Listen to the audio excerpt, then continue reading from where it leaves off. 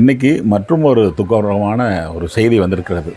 உங்கள் எல்லோருக்குமே தெரியும், அபிநய சரஸ்வதி, கன்னடத்து பைங்கிளி என்று எல்லோராலும் அன்போடு அழைக்கப்படுகின்ற நடிகை சரோஜா தேவி அம்மா தன்னுடைய 87வது வயதில் இயற்கை எய்தியிருக்கிறார்.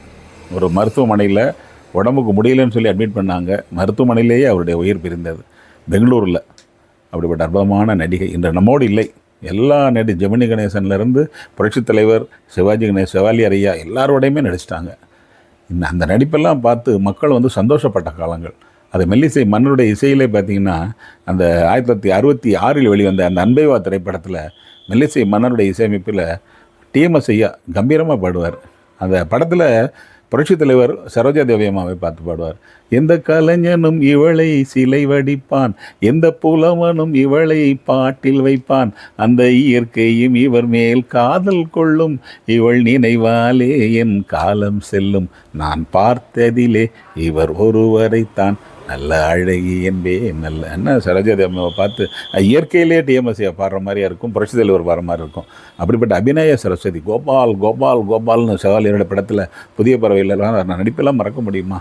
சிட்டுக்குருவி முத்தம் கொடுத்து உன்னை ஒன்று கேட்பேன், என்ன சொல்ல தோன்றும் என்னை பாடச் சொன்னால் என்ன பாட தோன்றும். என்ன அற்புதமான பாட்டு சார்! எல்லா பாட்டுலேயுமே அதே மாதிரி லவ் பேர்ட்ஸ் அழகா மறக்க முடியுமா? கண்டிப்பாக வடிவேலு சார் சொன்ன மாதிரி சொர்க்கத்தில் இருந்தாலும் ஒரு மேக்கப்போடே இருப்பார். அப்படிப்பட்ட இன்றைக்கு வரைக்கும் நம்ம கண் முன்னாடியே நிற்கிற அந்த அம்மா சரோஜாதேவி அம்மா இன்றைக்கு நம்மோடு இல்லை.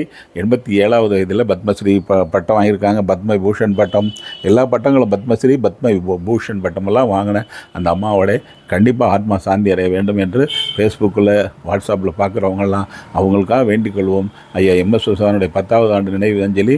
இன்றைக்கு பழம்பெரும் நடிகை 87வது வயதில் தன்னுடைய வயது மூப்பின் காரணமாக நம்மளை விட்டு பிரிந்திருக்கிறார் அந்த சரோஜாதேவி அம்மா. கண்டிப்பாக அவரை வணங்குவோம்.